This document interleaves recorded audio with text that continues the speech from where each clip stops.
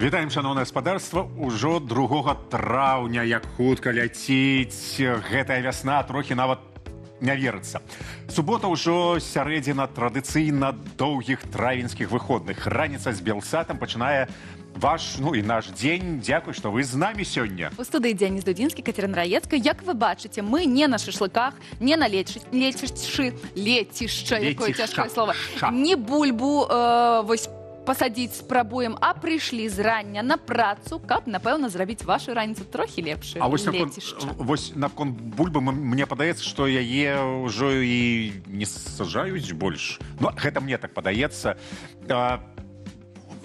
Як беларусы бавяць час у свае травеньскія выходныя? Што вы там робіце зараз?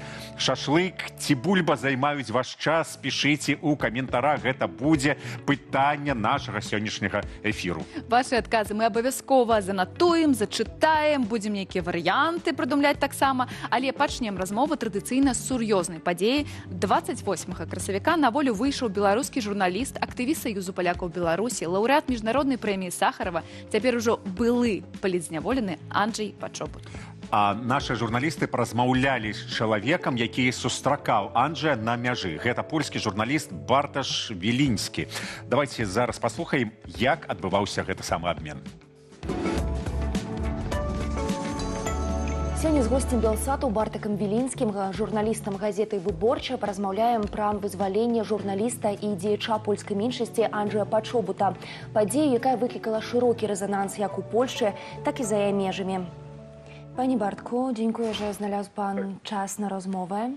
Падар Бартак, дзякуй, што знайшлі час на размову. Як і калі вы даведаліся пра вызваленне Анджэя Пачобута, у якіх умовах рыхтавалася гэта вызваленне і ці былі асцярогі, што ўсё можа не атрымацца? To się może nie udać.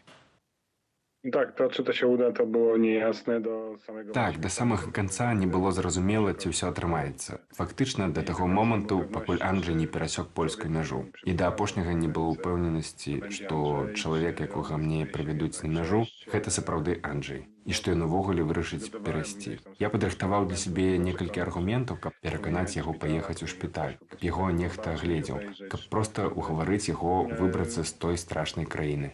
Był pan w ogóle taką jedną z pierwszych osób. Вы былі адным з першых людзей, якія сустрэлі Анджэя. Пра што вы гаварылі ў дарозе? Вядома, што палітвязні часта знаходзяцца ў інфармацыйнай ізаляцыі і маюць абмежаваны доступ да навінаў. Пра што пытаўся Анджэй, што яго найбольш цікавіла? O co pytał Andrzej? Co go w ogóle najbardziej tak interesowało? Ja go zapytałem, czy wie o tym, że jest wojna w Ukrainie. Я спытаў яго, ці ведае ён пра вайну ва ўкраіне. Ён адказаў, пра вайну чуў. Потым удакладніў, вайна ў Іране? Так, ведаю. То бок ён у цэлым быў у курсе падзей, бо меў нейкі доступ да афіцыйных беларускіх дзяржаўных медыя. Rozmawialiśmy po prostu o wszystkim, o tym, jakby tam... Мы гаварылі пра ўсё, як яму там было, што адбывалася ў нас, што мы рабілі дзеля яго, як ён спраўляўся з гэтай страшнай сістэмай, як выглядаў яго турэмны дзень, які ціск і катаванні на яго аказвалі. Tortury, presję na jego wywierano. Што ён казаў пра тое, як спраўляўся ў гэтай сістэме? Z tego, co opowiadał, po prostu... З таго, што ён расказваў, ён, можна, супрацьстаяў усім спробам прынізіць яго і прымусіць супрацоўнічаць з турэмнымі ўладамі. Яго не білі, і гэта, напэўна, адзіны невялікі плюс у гэтай гісторыі. Але на яго аказвалі велізарны псіхалагічны ціск. Ён мусіў вытрымліваць жыццё ў ШІЗА, у карцеры, у ізаляцыі, у сітуацыі, калі ў камеры акно было адкрытае і ўдзень, і ўначы, і там было проста страшэнна холадна. Казаў, што яму вельмі дапамагалі фізічныя практыкаванні. Straszliwie zimno. Mówił, że ćwiczenia fizyczne bardzo mu pomagały. Panie Bartku, Беларуская прапаганда цяпер падкрэслівае, што Анджэй можа вярнуцца ў Беларусі, што для яго няма ніякіх абмежаванняў. Ці разглядае ён такую магчымасць? Andrzej rozważał taką możliwość. No, na pierwsze pytanie Andrzeja na granicy, jakie mi zadał. Першае пытанне, якое Анджэй задаў мне на мяжы, а потым і прэм'еру Туску, было, ці магу я вярнуцца. І, канешне, Польшча свабодная краіна, і кожны можа сам вырашаць, што рабіць са сваім жыццём. Калі ён захоча вярнуцца, ніхто яму гэтага не забароніць. Але я б вельмі моцна яго ад гэтага адгаворваў. Мы маем прыклад Алексея Навальнага і ведаем, чым гэта скончылася. Я не хачу, каб гэта паўтарылася, тым больш сёння беларуская прапаганда выпусціла матэрыял, у якім адзін з прапагандыстаў сказаў, што Анджэй заслугоўвае смяротнага пакарання. Мне здаецца, гэта вельмі супярэчлівыя сігналы. Маўляў, вярнуцца можа, але пры гэтым заслугоўвае смерці. Гэта добра паказвае, што такім пасланням давяраць нельга. Для чаго увольнение Анджея есть? А чаму вызваленне Анджэя такая важная падзея для палякаў? Анджей не był szpiegiem, Andrzej nie był... Анджэй не быў ні шпіёнам, ні злачынцам, ён не займаўся ніякай крымінальнай дзейнасцю. Анджэй быў проста журналістам, які трапіў у лагер толькі таму, што быў журналістам і актывістам Саюза палякаў у Беларусі. Нарэшце гэтае сонца свабоды для яго ўзышло. Мы спадзяваліся, што гэта адбудзецца значна хутчэй, але давялося чакаць 5 гадоў. І ўсё ж урэшце атрымалася. Ён цяпер з намі паступова прыходзіць у сябе, і я спадзяюся, што застанецца тут. No i myślę, że zostanie tutaj, no, mam nadzieję. Też mamy nadzieję na to. Мы таксама на гэта спадзяёмся. З намі быў Бартак Вілінскі, журналіст газеты «Выборчая» і госць тэлеканала «Белсат». Вялікі дзякуй вам за размову. Dziękuję bardzo. Дзякуй вялікі. Нагадаю, Барташ Вілінскі распавёў, як ён сустракаў Анджэя Пачобута. Але цікава паразмаўляць пра тое, што атрымаў Лукашенка за вызваленне гэтых палітвязняў, якія вынікі можна заўважыць ад гэтага амаль шпіёнскага абмену. І зараз будзем разбірацца разам з галоўным рэдактарам выдання «Рэформ.Ньюс» Фёдорам Паўлічэнкам. Фёдор, вітаем цябе. Добрый день. Глядзі, 28 красавіка паміж Беларусю і Польшай адбыўся абмен зняволенымі паводле формулы 5/5. А ў спісах, акрамя грамадзянаў Беларусі і Польшчы былі грамадзяне Расіі, Казахстану, Малдовы. А усе прапагандысцкія беларускія каналы ў эйфарыі, і яны, вось, гляджу, нават называюць гэта аперацыяй 7 выведак. Чаму такі менавіта склад удзельнікаў? Чаму выпусцілі зняволеных з гэтых краін, грамадзян гэтых краін? Ну, можа, адказу мы не атрымаем, можна толькі паразважаць, чаму столькі было удзельнікаў. І відавочна, што колькасць гэтых удзельнікаў гэта спроба націснуць на Лукашэнку. То бок у Польшы былі нейкія аргументы, назовем так, былі магчымасці, ну, кагосьці абмяняць на Пачобута, і даволі складаную схему, у тым ліку Польша арганізавала, каб ужо мець гаранты, каб Анджэй Пачобут быў вызвалены. Зараз дастаткова шмат інфармацыі распавядаюць удзельнікі гэтых перамоваў, польскія чыноўнікі, палітыкі, і ну, яны кажуць, што гэта цягнулася там больш за год, што зрывалася некалькі разоў, і што вось толькі удзел шмат якіх краін дазволіў гарантаваць гэты абмен, дазволіў вызваліць Анджэя Пачобута. Я думаю, з гэтым звязанае тое, што так шмат было ўдзельнікаў. А што Лукашенко атрымаў ці атрымае?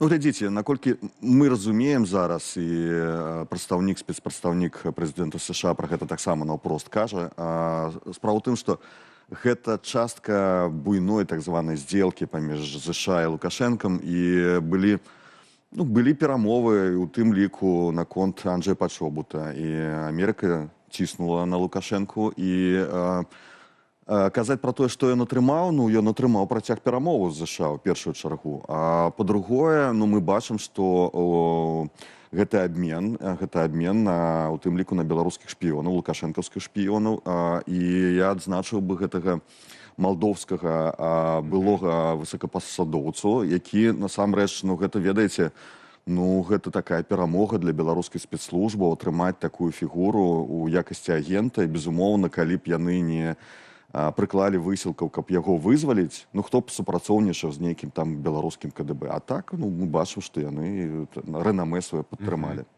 Ну, вось, можа, гэта і атрымаў Лукашенко. Я думаю, што дастаткова. Ну, то бок, як не глядзі, ўсё ж, з якога боку не глядзі, гэта гандаль атрымліваецца.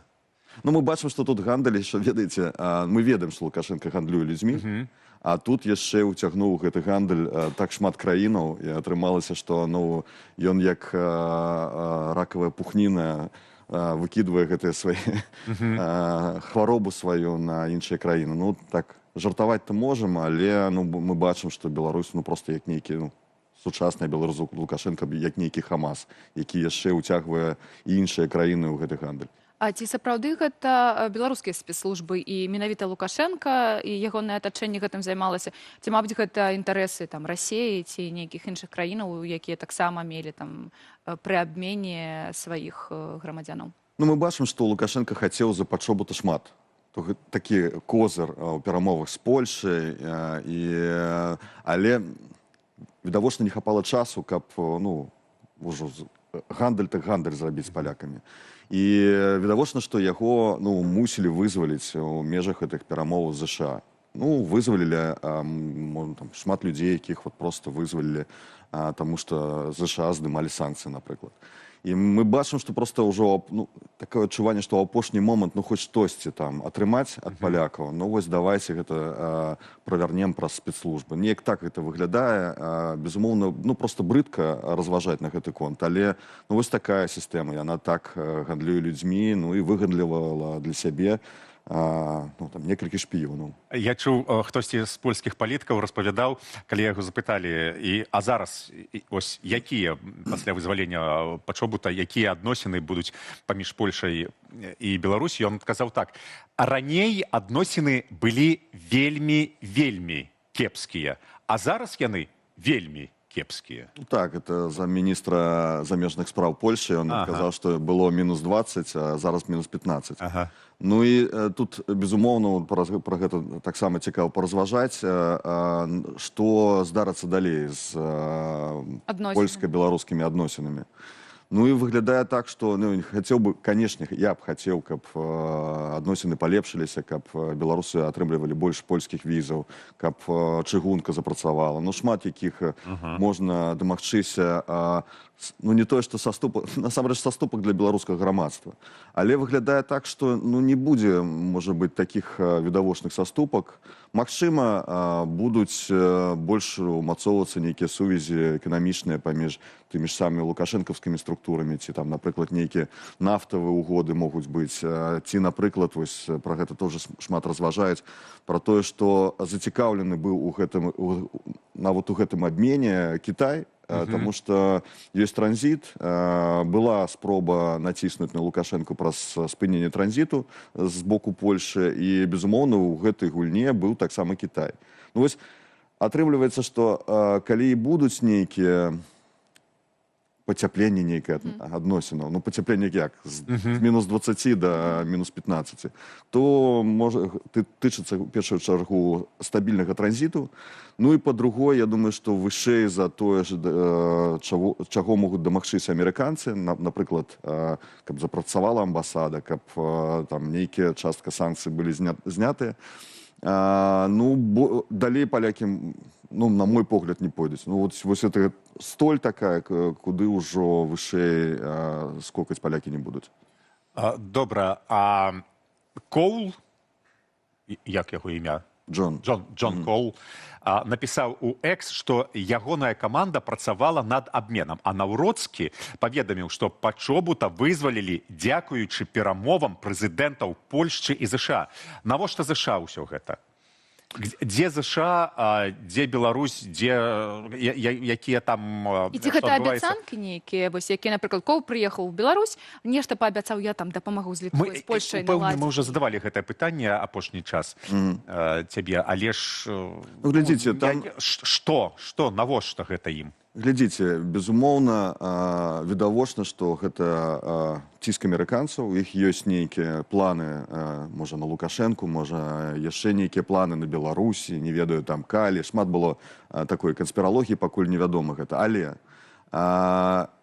ёсць краіны, якія могуць наўпрост уплываць на прыняцце рашэнняў. То бок для тых ЗША, тых самых, напрыклад, меркаванне Польшы, ці Літвы, ці Латвіі, гэта іх хаўруснікі, саюзнікі, па НАТО, гэта краіны, якія працуюць шмат гадоў, маюць рэпутацыю. Для США гэта, безумоўна, больш важныя партнёры, чым Лукашенко.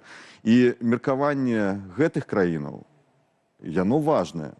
Калі Польша хоча атрымаць Анджэя Пачобута, які сімвал просто для польскага грамадства, для беларускага грамадства, то, безумоўна, у першую чаргу амерыканцы будуць ціснуць на Лукашэнку, каб вызваляў гэтых людзей, а не, напрыклад... Лагічна. нейкага звычайнага беларуса, якога ніхто не ведае. Гэта, безумоўна, цынічна, але так усе краіны рабілі. Мы ведаем, што у першую чаргу вызвалялі там амерыканскіх грамадзянаў, літоўскіх, латышскіх, эстонскіх і так далей, там японскіх. Карацей, ёсць партнёры з ЗША, іх саюзнікі, і ў першую чаргу ЗША чуюць сваіх партнёраў. Добра, а тады могуць Злучаныя Штаты, я не ведаю, хто там, Коул, Трамп, Вэнс, Обама, Рейган, зрабіць так, каб зупыніць гэты вось гандаль, бясконцы гандаль, абарваць гэты ланцуг. Ён жа выпускае, на наступны дзень ён новых людзей бярэ, арыштоўвае. Ну вось як гэта спыніць? Калі б я ведаў адказ, я нават тут і не сидзеў, можа, там ужо вёў перамовы нейкія, але, безумоўна, гэта, не то, што ў інтарэсах ЗША, але яны могуць гэта зрабіць. І тут, безумоўна, залежыць ад таго, якая тая самая угода, здзелка будзе паміж ЗША і Лукашенко. Мы шмат разоў чулі, на жаль, ад амерыканскіх чыноўнікаў, што гэтыя вызваленні, гэта проста пабочны эфект, што ёсць нейкія іншыя дамовы, ёсць іншы інтарэс, а вось проста трэба весці сябе неяк там нармальна, каб не было такіх ужо скандальных сітуацый з палізняволенымі. І гэта проста пабочны эфект. І калі амерыканцы будуць зацікаўленыя, каб пабочнага эфекту не было ўвогуле з гэтымі рэпрэсіямі, магчыма, маглі б націснуць. Але уся логіка рэжыма кажа пра тое, што спыняцца рэжым не хоча, не плануе. Магчыма, толькі, напрыклад, вызваліць людзей. І, можа, не так будуць відавочныя гэтыя рэпрэсіі. Неяк так выглядае. А вось гэтае вызваленне, яно нават паказвае, што яно не вызваленне. Лукашэнкаўскі рэжым зрабіў усё, каб гэта быў абмен, каб было, нібыта злачынцаў на злачынцаў мянялі, каб падкрэсліць гэта. І таму такое пытанне, калі агулам браць, Польшча атрымала толькі Пачобута, і таксама вось іншыя грамадзяне былі вызвалены, але гэта не польскія грамадзяне, а Лукашенко атрымаў, нібыта і перамоўны шлях, і ўсіх гэтых там шпіёнаў і злачынцаў, а таксама, можа быць, атрымаў нешта ад Расіі, Казахстана, Малдовы, ці, мабыць, ёсць нейкія думкі на гэта? Глядзіце, думаю, што гэта вялікі поспех польскіх уладаў увогуле. Мы ведаем, што за вызваленне Пачобута змагаліся розныя партыі, гэта кансэнсус палітычны. Мы ведаем, што пачыналася гэта гісторыя яшчэ ў 21 годзе, калі толькі арыштавалі актывістаў Саюзу палякаў і Анджэя Пачобута, калі ў гэтых перамовах нават удзельнічаў Нурсултан Назарбаев, якога, па неафіцыйнай інфармацыі, Квасневскі попрасіў, каб ён замовіў там слаўцо за палякаў у Беларусі. Не ведаю, гэта такі складаны шлях. Польша атрымала шмат, безумоўна, яшчэ раз падкрэслю, гэта поспех. Там яшчэ ж былі некалькі грамадзянаў, той самы Гжегаш Гавел, які, відавочна, проста для абменнага фонду яго затрымалі ў Беларусі. Бяроза, наколькі разумею, можа, ён і супрацоўнічаў з польскімі спецслужбамі. Але Польша атрымаў і Лукашенко насамрэч. Калі проста разглядаць гэты абмен, то у рамках гэтых спецслужбаў яны атрымалі кожны сваё. То есть тут не цынічна, але можна сказаць, што яны атрымалі кожны сваё. І гэта поспех, у першую чаргу лічу поспех для польскіх уладаў. А калі яшчэ больш да цынічнага звярнуцца, я бачыла ў сацыяльных сетках, Александр Апейкін, былы кіраўнік спартыўнага аб'яднання, напісаў пост, які здзівіў, мне падаецца, усё грамадства, пра тое, хто такі, чаму Пачобут, чым ён такі важны для грамадства, чаму менавіта ён проста палізняволены. Ці можна неяк акрэсліць гаспадара Апейкіна і іншых людзей, у якіх выклікае пытанне, чаму трэба было вызваляць гэтага чалавека і ўсіх іншых таксама, чаму Пачобут менавіта такі важны?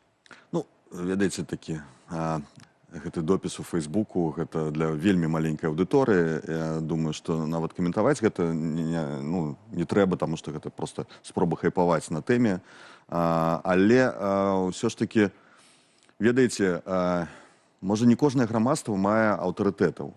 Был такі час, доўгі час, калі ну, атрымалася так, што медыа яны просто забівалі аўтарытэты. Ты размаўляеш з чалавекам, он вядомы, аўтарытэт, але там ён таксама чалавек, робіць памылкі. І можа у Апейкіна такое адчуванне засталося, што у свеце няма аўтарытэтаў. Я вельмі цешуся, што ў беларусаў ёсць і Беляцкі, і Алексеевич, і Анджэй Пачобут. Гэта тыя людзі, якія нам даюць арыентыр, якія дазваляюць працягваць верыць увогуле ў чалавецтва, вакол гэта ўсё вар'яцтва тварыцца, а мы бачым, што ёсць нязломныя людзі, Статкевіч. Можна у нас так і прыемна, што Апейкіну адказалі ў каментарах. Там 200 чалавек... Больш за 200 адказаў і... Не, гэта, калі шчыра, гэта вось, ну, мы так разумеем, што, ну, гэта вось у Фейсбуку, а абурэнне, якое пайшло, яно, гэта вялікая такая хваля, і... Добра, што ёсць дыскусія, гэта, ну, розныя меркаванні ёсць, але яшчэ раз падкрэслю, што беларусы могуць ганарыцца гэтымі людзьмі, і добра, што яны ёсць у нас. Дзякуй вялікі, што, нягледзячы на выходны, знайшоў час, прыйшоў да нас. Шановнае гаспадарства, нагадваю, пра вызваленне на гэтым тыдні палітвязняў мы размаўлялі з галоўным рэдактарам выдання Reform.News Фёдорам Паўлічэнкам. Дзякуй вялікі. А, дарэчы, пішыце ў каментарах, што вы думаеце пра вызваленне, пра самого Анджэя Пачобута, пра людзей, ці ёсць нейкія там кошты, чым яны такія важныя для Беларусі. Вось напішыце. І адкажыце Апейкіну ў каментарах. Хай гарыць не толькі Фейсбук, але і ў Ютубе, хай у чатіку ўсё працуе. А мы пераходзім традыцыйна да добрых міжнародных навінаў. Спорт і адначасова клопат пра навакольнае асяроддзе. У Нью-Йорку набірае папулярнасць новы фармат трэнаванняў – плугінг. Калі падчас прабежкі людзі яшчэ і збіраюць смецце на вуліцах. Удзельнікі бяруць пальчаткі, пакеты і выходзяць на маршруты ў горад. Па дарозе спыняюцца, падбіраюць смецце і працягваюць бег. Калі бяжыш па Нью-Йорку, сапраўды заўважаеш, наколькі горад брудны. І прыбіранне – гэта выдатны спосаб зрабіць нешта карыснае для супольнасці. На вуліцах шмат розных рэчаў, якія не вельмі прыемна бачыць, калі ты проста хочаш атрымліваць асалоду ад паветра і прыроды. Таму гэта дапамагае вярнуць адчуванне, што ты можаш атрымліваць асалоду ад навакольнага асяроддзя, нават у горадзе. Плогінг з'явіўся ў Швецыі 10 гадоў таму. Яго прыдумаў спартовец Эрык Альстрам, які проста пачаў падбіраць смецце падчас прабежак у Стакгольме. Назва паходзіць ад шведскага плока-уп – падымаць і джогінг. Ідэя хутка разышлася па свеце. Сёння плугінгам займаюцца мільёны людзей у больш чым 100 краінах. Амаль 5 тыдняў у Нямецчыне ратавалі гарбатага кіта. Жывёлю на змянушкую тыме даўжынёй каля 13 метраў і вагою да 25 тоннаў з канца сакавіка захрасала на меле. Каб вярнуць кіта ў мора, пад ім размывалі грунт і буксіравалі на глыбіню з дапамогаю пантонаў. Каб патрымаць кіта, пакуль ён быў на мялі, яго ўвесь час палівалі вадой і сачылі, каб дыхала заставалася над паверхняю. У камандзе, сабранай для ратавання тыме, былі заолагі, інжынеры і валанцёры, а прафінансавалі ўсё прыватныя крыніцы. Нарэшце атрымалася пагрузіць жывёліну на адмысловую баржу і вывезці ў напрамку Паўночнага мора. Гісторыя кіта аб'яднала дзесяткі неабыякавых людзей.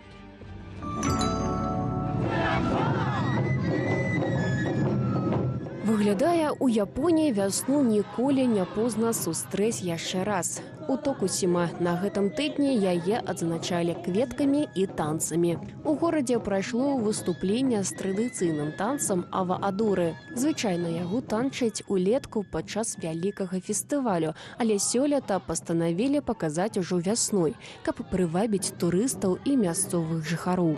У парку усталявалі сцэну і месца для гледачоў. Танцоры выступалі пад гукі флейтаў і барабанаў.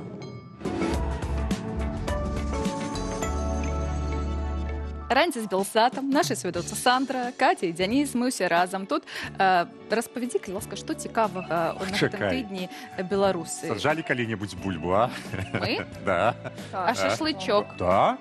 А ты саджала? Я не ведаю, як гэта робіць, але ты не ведаеш, што такое бульба? Я шашлык люблю. А ты, Сандра? Шашлык ці бульба? Бульба. Зразумела. Незразумела. Нічога не зразумела. А вось гэта, ну... Што там у свеце адбываецца, адбылася?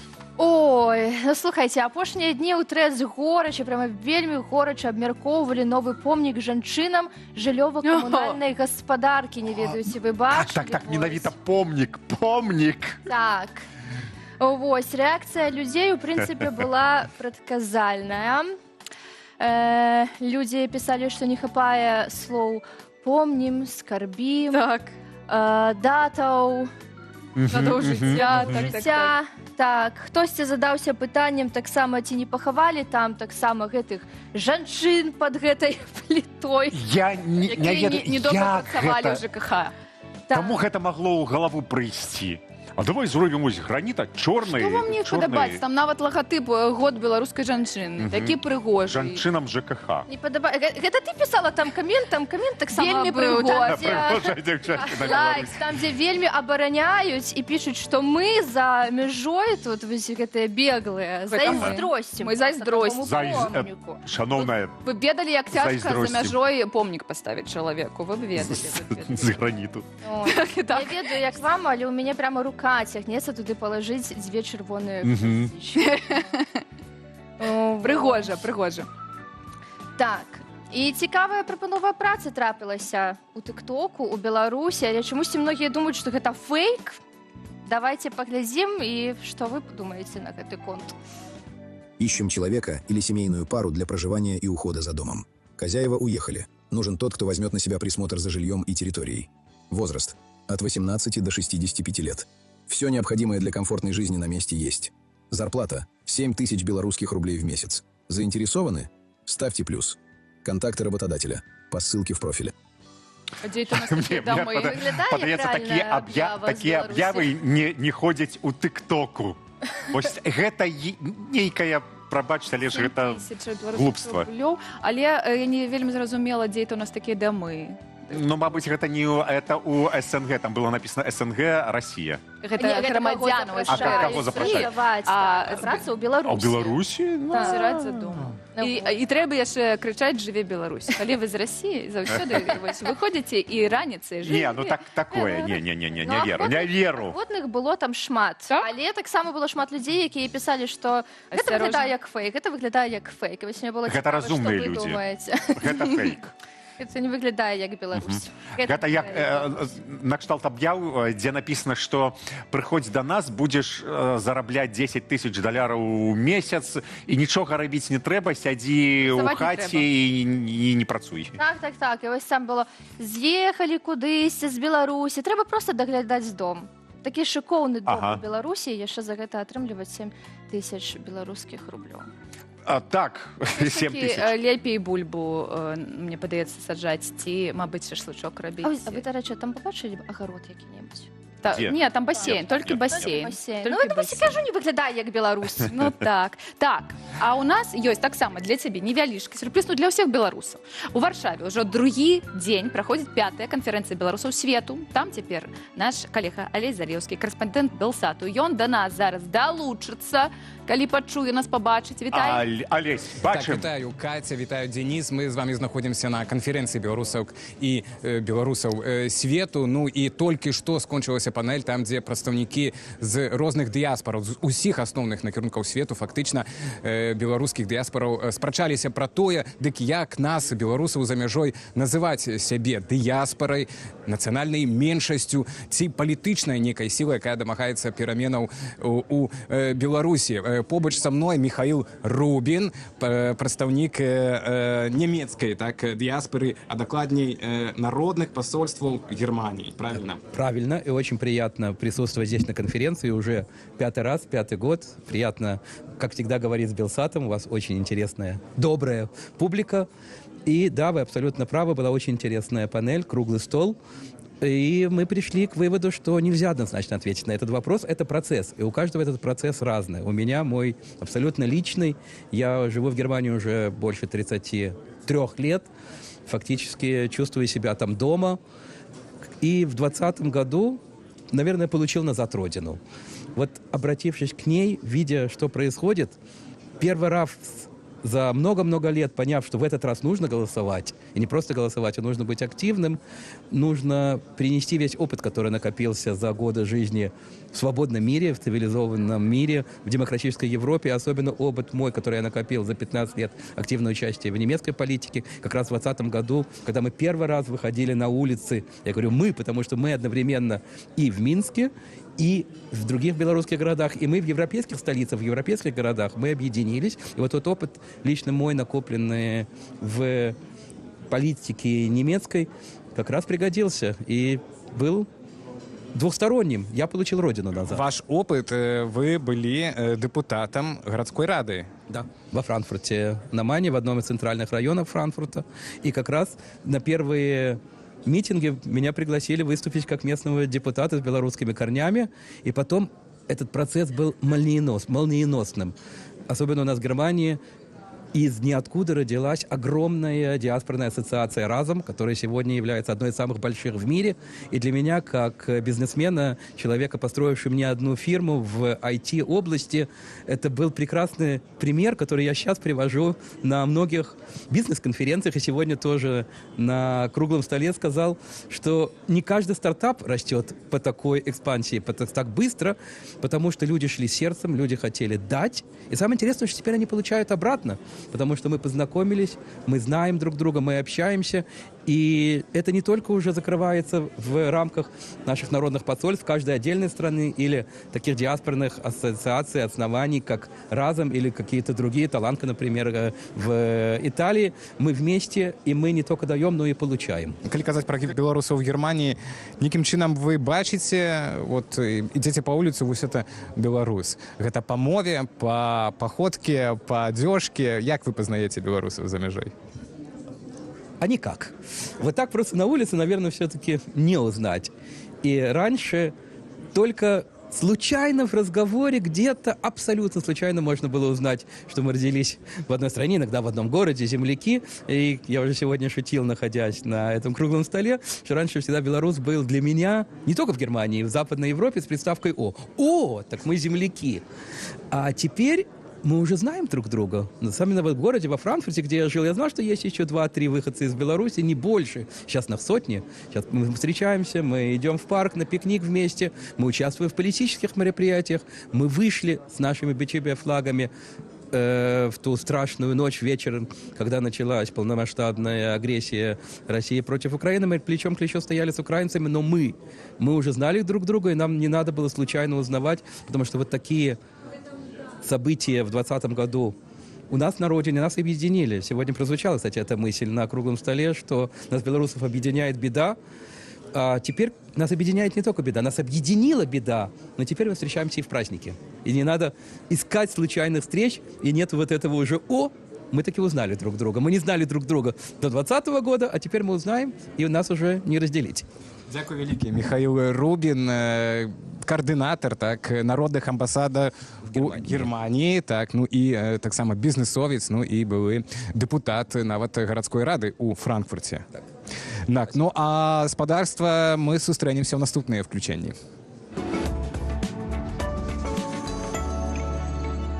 Дякую, Алесь, дякую табе. Недзе праз гадзінку задамо яшчэ пытанні гасцям канферэнцыі. Чакаем цябе. А вось зараз мы пагаворым пра беларускіх будаўнікоў і пра тое, чаму ў Беларусі будуюць дрэнныя кватэры. Раскрыць тэму нам дапаможа Владзімир Кавалкін, эканаміст, палітолог, кіраўнік праекту «Кошт ураду». Ну, нават не пад будаўнікоў, а за будаўнікоў. За будаўнікоў. Владзімир, вітаем. Усё гэта. Глядзі, на гэтым тыдні Лукашенко чарговы раз загадаў спыніць то самае шалёнае будаўніцтва жылля ў Менску. Але ці насамрэч хапае ўсім жылля у Беларусі, у Менску, у Менскай вобласці, як гэта карэліруе ўсім? Слухайте, я уже забыл подлічыць, колькі раз ён гэта кажа. Трэці ці пяты раз. У яго хвалі нейкія такія настроі, мне падаецца, ось. Ну, звычайна, што Беларусь краіна цэнтралізаваная, і ўсе хочуць жыць у Менску, бо ў Менску самыя высокія заробкі. Ну, праз гэта з вёсак едуць у райцэнтры, з райцэнтраў едуць у облцэнтры, з облцэнтраў едуць у Менск. Ось. Ну і у Беларусі больш за 20% людзей людзей жыве ў сталіцы. Ось. Праз гэта у сталіцы дэфіцыт жытла, а ў рэгіёнах даколькі хочаш. Дык а чаму трэба спыніць гэта шалёнае будаўніцтва? Гэта за коштаў, гэта тыпа рынак неяк зафіксаваць ці што? Ну, хутчэй за ўсё, гэта больш пра настрой, чым пра палітыку. Ось, Лукашенко, ён больш такі чалавек настрою. Так, гэта звычайны папулізм. Бо ёсць меркаванне, што, напрыклад, Мінск пераўшчылены, і гэта, насамрэч, з'яўляецца праўдай. Ось, час ад часу перамагаюць людзі, якія за тое, каб пабудаваць больш, а іншым часам тыя, якія крытыкуюць, што занадта шчыльна ўсё будуецца. Ось. Ну, праз гэта рыторыка Лукашэнкі. Мне падаецца, тут трэба больш рынак глядзець, чым рыторыку Лукашэнкі, бо Лукашенко ён такі, на хвалях едзе. Слухай, а вось гэтае пытанне гарадоў-сатэлітаў.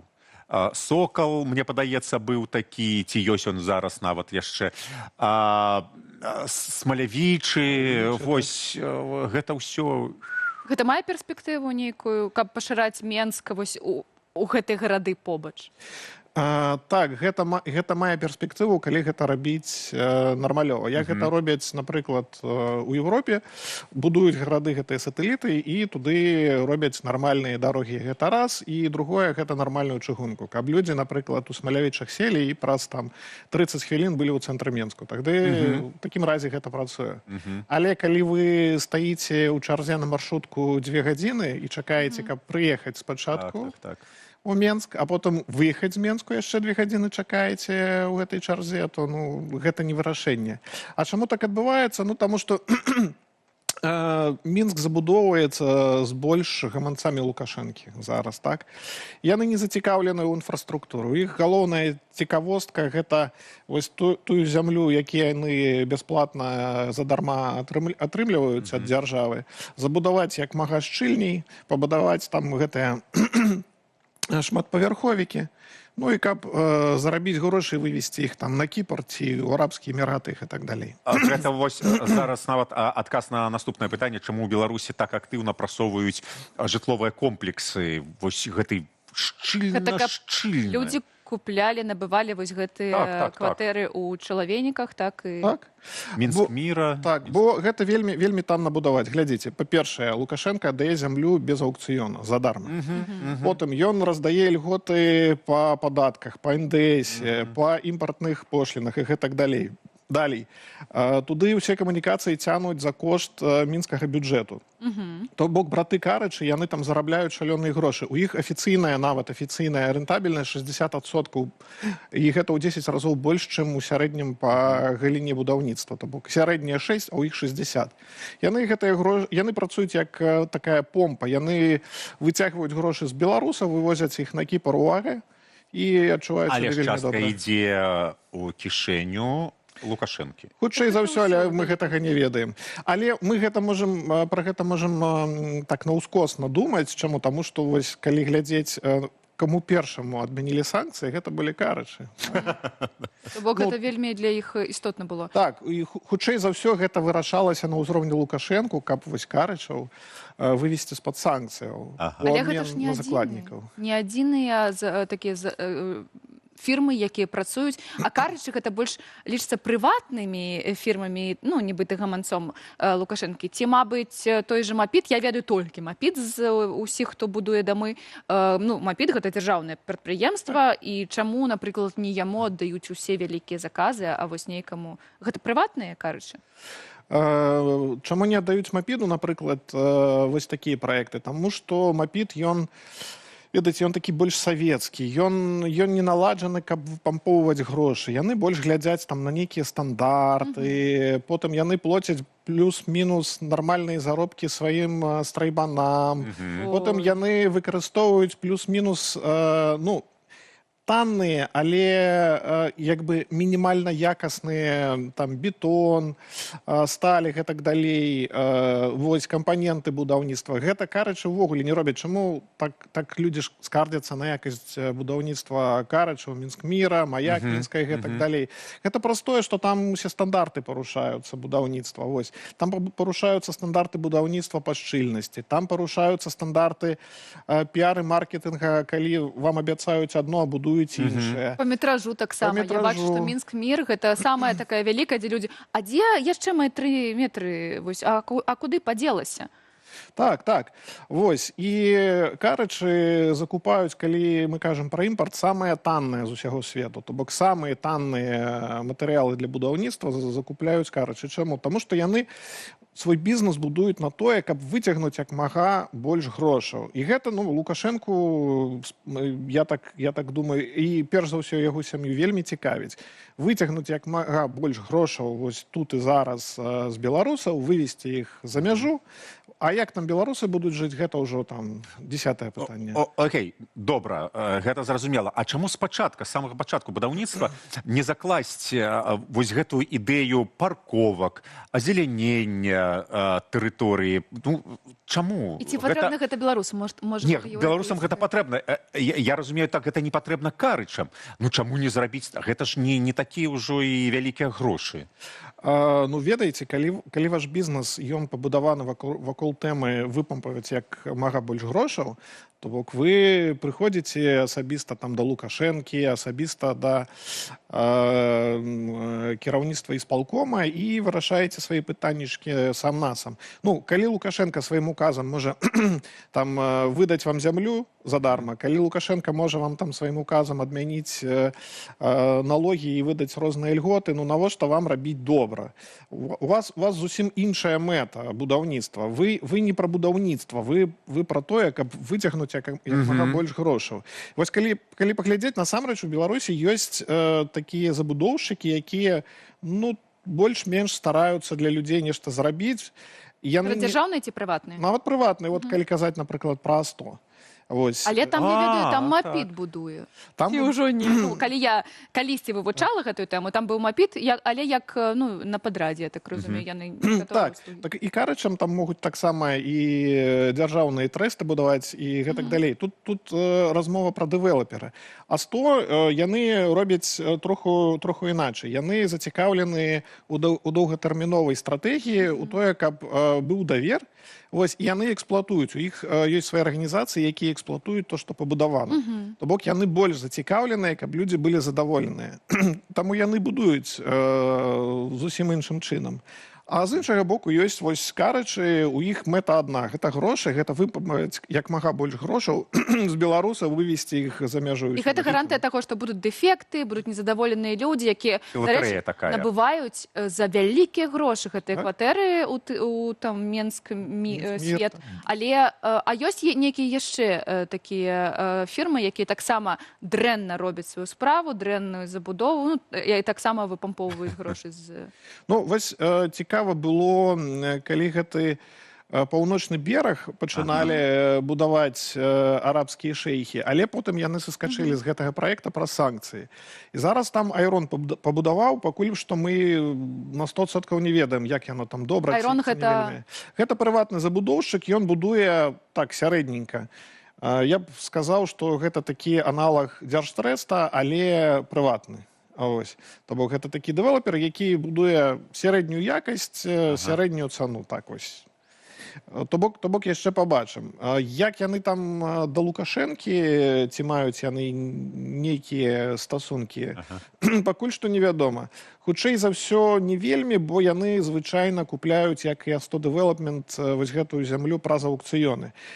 Тут вельмі добры маркер, калі пры забудове зямлю раздаюць задарма, калі... Гэта для карычай. Так, калі раздаюць падатковыя ўсякія льготы, вось, калі усе камунікацыі цягне за свой кошт бюджэт горада Мінска, гэта 100% праект будзе, які вось зрубіць бабла, вывесці за мяжу, там падзяліцца з тымі, з кім трэба падзяліцца, і ўсё на Ну, давай дададзім, што у іншых фірмаў гэта не так. Яны цягнуць гэтыя камунікацыі самі за свае грошы. То бок гэта не для ўсіх горад. Менск дае такія паслугі вось за нашыя грошы, калі ласка. Некаторым даюць таксама яшчэ у шыі, у плечы, дарабіце, калі ласка, яшчэ гэты кавалак зямлі, каб мы далі вам магчымасць на плошчы Перамогі нешта збудаваць, напрыклад. Так, я б сказаў так, што там нават такіх 4 кластары. Першы кластар, гэта мы з вами паразмаўлялі карычы, якія зрубіць бабла, вывесці, падзяліцца хабарам. Другі кластар, я бы сказаў, гэта Старая гвардыя, гэта Трайпол, які адышоў ужо, гэта Шакуцін. Ой, адкуль ты ўзяў гэты? Успомніў Трайпол. Так. Дом Чижа, гэта ж Трайпол? Так, гэта ўсё будавала Старая гвардыя. Вось, яны ўжо адышлі ад спраў, хутчэй за ўсё яны прайгралі вось гэтую гонку, каму занесці грошаў, карычы аказаліся больш эфектыўныя. Трэці кластар, гэта, звычайны бізнес, які дзесьці там робіць шахер-махер, але цалкам стараецца рабіць для людзей. Вось, гэта там, напрыклад, Айрон, гэта А100 Development і гэтак далей. То бок тыя, хто зацікаўлены ў такой доўгатэрміновай стратэгіі больш. І чацвёрты кластар, гэта старае, добрае савецкае будаванне, гэтыя вось уксы, ЖЭС і пайшло-паехала стройтрэст і гэтак далей. Вось у вас перад вами выбар з 4 кластараў. Калі вас цікавіць больш якаснае жыццё, вам хутчэй да А100, Айрон і нешта падобнага. Плюс-мінус яны зробяць лепей, чым іншыя. Калі у вас не так шмат грошаў, але хочацца, каб мінімальныя стандарты былі, вось вам да дзяржаўных этих уксаў, трэстаў і так далей. Калі вы спекулянт, там, не ведаю, хаціце ўкінуць грошы, потом перапрадаць кватэру, вы там жыць не збіраецеся, вось вам карычы. Яны напампуюць цэны, разгоняць рынак, вывезуць грошы, але жыць там, цалкам немагчыма. А вы чулі, што зараз адбываецца з коштамі на квадратны метр у Беларусі, у Мінску? Гэта ж менш за $2000 метр квадратны ўжо не існуе. Гэта з-за карычаў? Не, гэта з расіян, мне падаецца. Як вось, давай так, 3 пункты такія, як абраць кватэру, улічваючы гэтыя вялікія кошты, улічваючы гэтых махляроў, карычаў і іншых, і улічваючы, што ты можаш падпісаць дамову пра тое, што ў цябе лес будзе з вакна, а пасля там будзе вялікі-вялікі дом. Вось як, 3-4 пункты. Перш за ўсё, не працуйце з махлярамі кшталту карычаў. Там 100% вас кінуць. З кім лепей, калі вы хочаце жыць, калі вы набываеце для сябе, калі у вас грошаў пабольше, глядзіце у камерцыйных забудоўшчыкаў кшталту А100, Депо. Так, і так далей. Калі грошаў паменей, глядзіце на дзяржаўнае будаўніцтва кшталту трэстаў, уксаў і гэтак далей. Там не будзе, не ведаю, супер элітнага жытла па мінскіх такіх разуменнях, але там будуць... Дах над галавой будзе. Дах над галавой, стандарты плюс-мінус будуць. Ось, калі вы спекулянты хаціце зарабіць грошаў, спрабуйце нешта муціць там з карычамі. Яны робяць, дарэчы, такі некепскі маркетинг, як кажуць, на лохаў.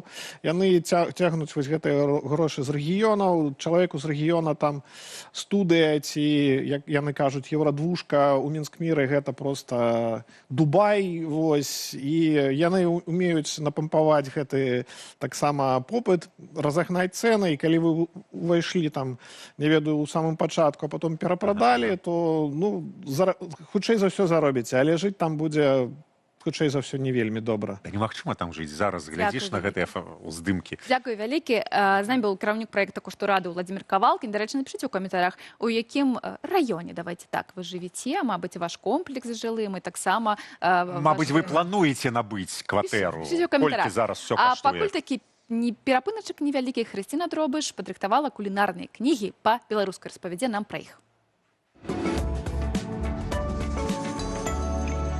Кулинарная книга по-белоруску? Да запросто.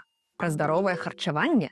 Без проблем. Так, мы, конечно, маем литовскую гаспадыню со старосветскими рецептами. А что теперь?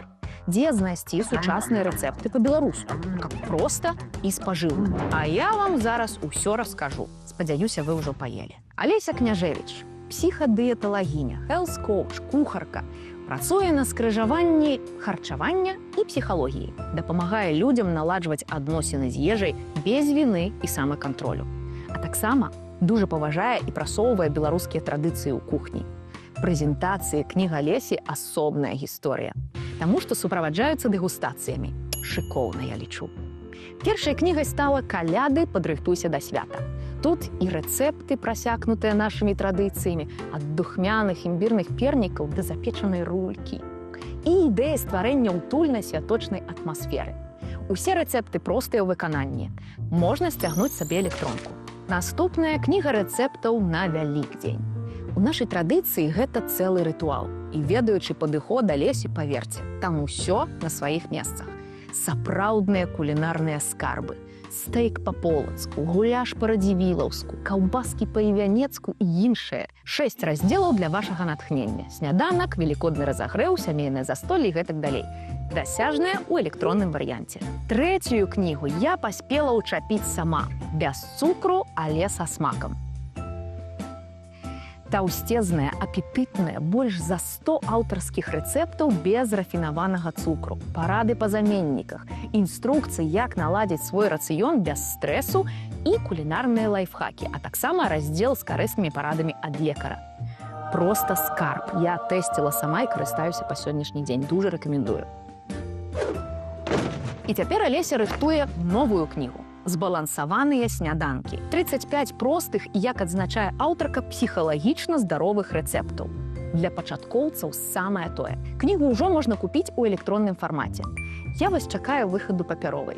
Дужа люблю папяровыя. Падтрымаць выданні можна на платформе gronka.org. У падарунак можна атрымаць падпісанае аўтаркай папяровае выданне і нават персанальную кансультацыю па здаровым харчаванні. Дбайце пра сябе, ешце здарова, спіце нармальна, каб пабачыцца неўзабаве.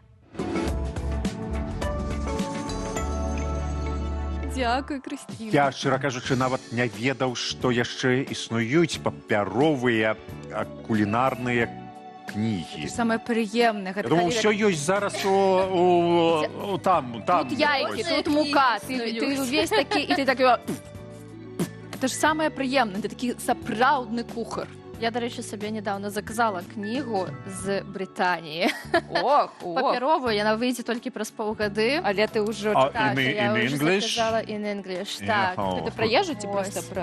Ну, кулінарне з рецептами. Так, бо я зрозуміла, що я, коли щось заховую у телефоні, то для мене це не існує. Так. Ось, мені треба, щоб була книга, бо я її бачу, яна тут.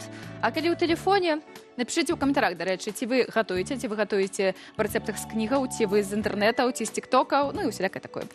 Ці пишуть коментарі нам некие, а питання, ми питали про виходне, ці м'ясо, ці бульбу. Ой, ми стільки питання вже накидали. Давайте, про м'ясо і бульбу. Пишуть. Ось пишуть нам, що заўсёды імкнуліся куди-небудь виїхати на травеньскія святи. У гэтым годзе папрацуем на лецішчы, а ўвечары будзе шашлык. Шашлык. Зразумела. Усё зразумела. Ёжик-патрыёт піша, што найбольш любіць збірацца на травеньскія святы са сваёй сям'ёй, са сваімі сябрамі і разам штосьці рабіць. Вось. Сям'я вожыкаў? Сям'я вожыкаў. Вось. Уладзімірович нам таксама напісаў, што на майскія людзі дзеляцца на два тыпы. Адны саджаюць бульбу, моркву і лук, цыбулю, а іншыя астатнія саджаюць печань. Калі што, я ўжо пасадзіў 2 тыдні таму бульбу. Да кого вы належите? Метафора. Я належу, до речі, до третього типу. Ти не п'єш? Печень? Я не п'ю, і я у травеньські святи працюю. Ну, ми так само працюємо, але сьогодні ми поїдемо з сябрамі, ми сьогодні поїдемо і на березі Вісли ми організуємо. Музику. Давайте музику послухаємо, коли ласка.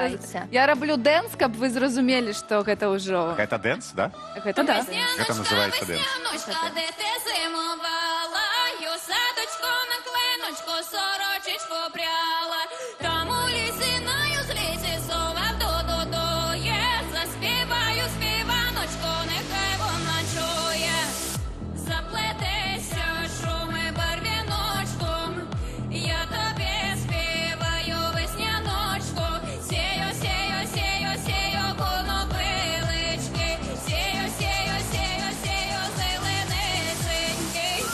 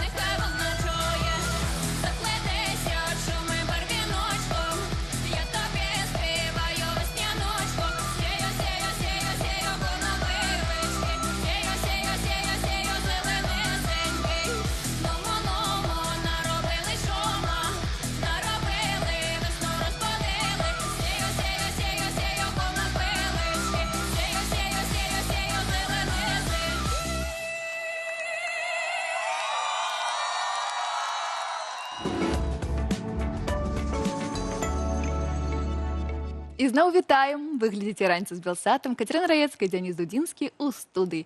Наперадзе нас чакаюць пошукі сапраўдных скарбаў і модныя паказы ад беларускіх дызайнерак. І нагадаю, што хутка да нас зноў падключыцца Алесь Залеўскі. Ён на канферэнцыі беларусаў свету, што праходзіць у Варшаве ў гэтыя дні.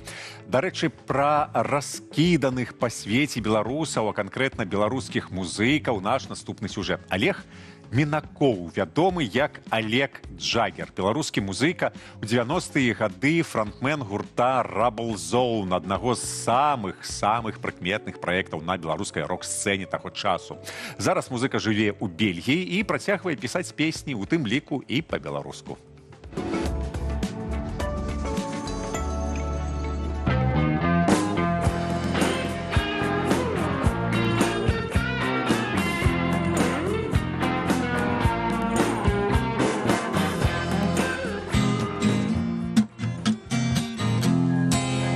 Это как бы аккорды моей новой старой песни, которая уже сейчас вышла на всех платформах, на всех музыкальных платформах интернета.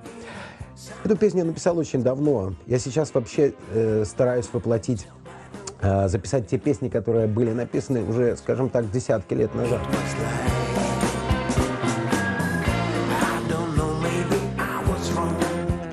На этих платформах зарегистрировано не я, как Олег Джаггер, а как Rubble Zone. Я продолжаю, туда выкладывалась пластинка Rubble Zone, и я просто догоняю. Вообще-то эти все песни писались для Rubble Zone, да, но, к сожалению, так сложилась ситуация, что у меня нет больше рядом музыкантов, все музыканты разбежались по миру, и я остался один, скажем так. Ну и хочу довести это все дело до какого-то логического завершения. И буду стараться каждый год выпускать по 5-6 новых песен, потому что их скопилось огромное количество. Во второй части моей студии находится моя огромная коллекция медведей. Я ее собирал где-то около, наверное, 15-20 лет. И скажите, много у вас знакомых, если у кого есть коллекция медведей? А я вам скажу почему. Потому что только счастливый человек может себе позволить такие глупости.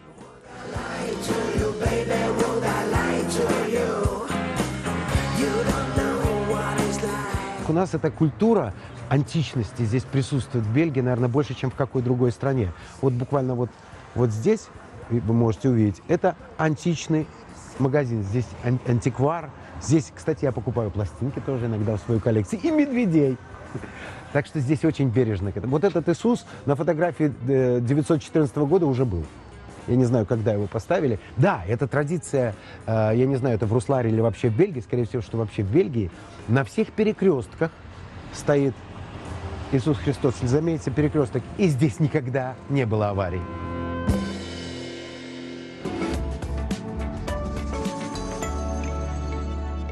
Працяг гісторыі беларускага музыкі мы даведаемся зусім хутка, а зараз будзем шукаць скарбы. Так, калісьці мы пачулі, што Беларусь гэта краіна скарбаў, літаральна. Краіна скарбаў. Што сапраўдных, то бок вельмі каштоўных скарбаў у беларускай зямлі ледзь не больш, чым дзе-небудзь яшчэ. Здаецца, варта з гэтым разабрацца, і дапаможа нам гісторык Алесь Кіркевіч. Алесь, вітаем. Вітаем. Спецыяліст у скарбавым справах. Скарбасправы. Зараз мы наробім. Ці сапраўды Беларусь краіна скарбаў, і недзе бачылі інфармацыю, што у беларускай зямлі, нават у беларускай і на беларускай, іх больш, чым у краінах Еўропы і ў суседзяў. Беларусь краіна скарбаў, але як і краіна замкаў, не добрага жыцця. Таму што кожны скарб — это, каб вы разумелі, трагедыя чалавека, які за ім не прыйшоў, не вярнуўся і яго не забраў. Таму што скарб — это што? В большасці выпадкаў это дэпазіт. Ты дэпазіт паклаў, і ты з разлікам... Схаваў, нешта схаваў. І на тое, каб вярнуцца і яго забраць. І па нейкай прычыне ты альбо памёр, ты альбо трапіў у палон, у рабства, кудысьці цябе ўвялі, і ты не змог яго забраць, і, магчыма, ты апошнія гады жыцця дажываў і марыў, як ты вернешся, і так і не вярнуўся. Таму кожны раз гэта нейкая бяда нейкага канкрэтнага чалавека. Ну і яшчэ ў выпадку Беларусі, чаму шмат скарбаў? Таму што шмат войнаў. Культура скарба у нас пачалася такая вот як масавая з'ява з 17 стагоддзя. Это вот невядомая вайна з Расіі, калі загінуў, з Масковіі, калі загінуў кожны другі беларус. І просто уявіць сабе, што тварылася ў галавах у людзей. Тыя грошы, якія ты в тэорыі мог кудысьці інвеставаць, дакупіць сабе зямлі, збудаваць млын, купіць яшчэ адзін дом, ты просто закапаў у зямлю. Ты іх выняў з эканомікі. Вось. І таму што ты для себя сярэдовішча вакол агрэсіўнае, ты не верыш дзяржаўным інстытутам, ты не верыш у заўтрашні дзень, ты жывеш сённяшнім днём, і на ўсялякі выпадак все, што ты сабраў, ты закапаў. А улічваючы тое, мне падаецца, улічваючы тое, што Беларусь знаходзіцца на скрыжаванні шляхоў, то кожны некалькі дзесяткаў год, мабыць, нешта адбываецца такое, войны, рэвалюцыі, і ўсё гэта хаваецца ў зямлю. Ну, самая вядомая гісторыя пра скарбы, которую ведае просто кожны, это нават не выспа скарбаў там, с Флинтом и так далее. Это 12 стульев Ильф Петров. Это ж таксама гісторыя пра скарбы. Але в гумарыстычнай, то там же у чым сэнс? У гумарыстычнай форме пісьменнікі перадалі зноў жа трагедыю. Трагедыю пакалення, вот, которое было выкраслена з жыцця пасля 1917 года, дзякуючы бальшавікам. Так званыя бывшыя людзі, то бок інтэлігенцыя, дваряне и так далее. То бок там это все переведено ў гумар, але гэта ж трагедыя людзей, которые не змаглі скарыстацца сваімі камешкамі, кудысьці іх вкласці, інвеставаць. І чым гісторыя сканчаецца, в чым мораль? В тым, што дзяржава это все забірае сабе, левіафан гэты, і это все народнае, значыць дзяржаўнае. А чалавек не мае права на грошы. Дарэчы, скарбы гэта ж не толькі пра тое, што мы кажам пра грошы нейкія, таксама людзі ў час там раскулачвання таксама і зерне, і усялякія там і мяса, і алей, усё гэта таксама мела выгляд скарбу. Безумоўна, это могут скарб, это в большасці выпадкаў, ну, як нам падаецца, драгметал, то бок срэбра, золата. Чаму вельмі часта скарбы гінуць? Таму што людзі, которые іх знаходзяць, ці знаходзілі, прынамсі, ў савецкі час, просто здавалі іх на метал. Калі медны скарб на медзь, калі срэбраны, то на срэбра, ну, это сумная гісторыя. Але скарбы могуць утрымліваць сабе і ўзнагароды, і зброю, і дакументы. То бок гэта штосьці, што ты не хочаш, каб бачылі іншыя, і ты нейкі час плануеш перажыць, нейкую стрёмны час, і пасля за гэтым вернуцца. А які самы вялікі скарб знаходзілі ў Беларусі? Ці каштоўны? Тут вот вельмі складана, таму што вялікі па вазе, вялікі па значнасці. Ёсць так званы менскі скарб, знойдзены, калі не было, у 88 годзе, там 13 кілаграм срэбра.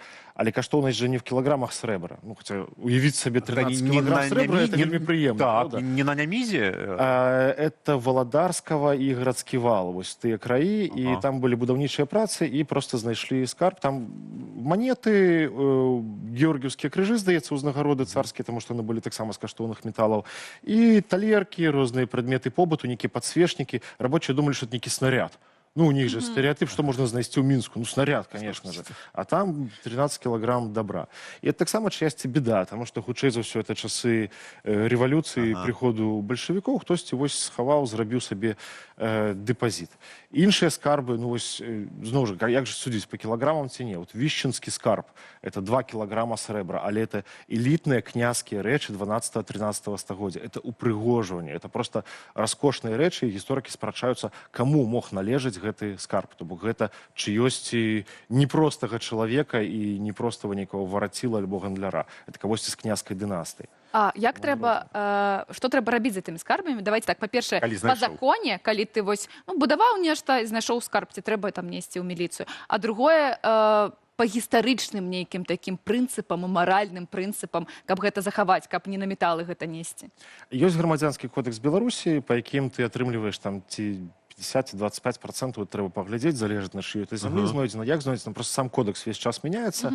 Але я дапускаю, што это зараз не мае вялікага значэння, таму што большасць скарбаў людзі проста не здаюць. Людзі не давяраюць сваёй дзяржаве. Прайшоў час, калі піянеры знайшлі монетку і прынеслі в музей, атрымалі грамату і значок. Всё, гэтага няма.